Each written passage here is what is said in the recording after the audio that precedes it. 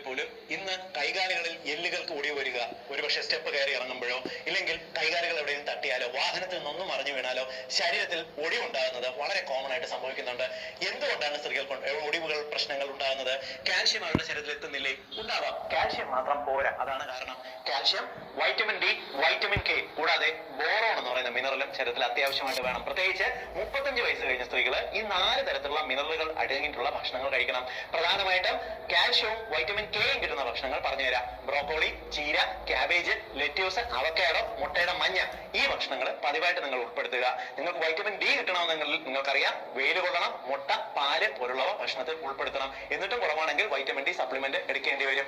Boron എന്ന് പറയുന്ന mineral നിങ്ങൾ പലപ്പോഴും കേട്ടിട്ടുണ്ടാവില്ല. സ്ത്രീകൾക്ക് ഒരു 40 വയസ്സ് കഴിയുന്ന അനുസരിച്ച് ശരീരത്തിൽ ഈസ്ട്രജൻ ഹോർമോൺ കുറയാൻ സാധ്യതയുണ്ട്. ഇതിനെ നമുക്ക് കഴിയുന്നത്ര ഒന്ന് നോർമലാക്കി ശരീരത്തിൽ നിർത്തണം എന്നുണ്ടെങ്കിൽ നിങ്ങൾക്ക് ബോറോൺ എന്ന് പറയുന്ന മിനറൽ വേണം. പ്രധാനമായിട്ടും ഉണക്കമുന്തിരി, ഡ്രൈ ഫ്രൂട്ട്സ് എന്നിവയ്ക്കകത്ത്, ആപ്പിൾ, മുന്തിരി എന്നിവയ്ക്കകത്ത് ധാരാളമായിട്ട് ബോറോൺ അടങ്ങിയിട്ടുണ്ട്. ഇത്തരത്തിലുള്ള ഭക്ഷണങ്ങൾ നമ്മുടെ നാട്ടിൽ കോമൺ ആയിട്ട് കിട്ടുന്ന ഏത്തപ്പഴം പതിവായിട്ട് കഴിച്ചിരുന്നാലും ബോറോൺ കിട്ടും.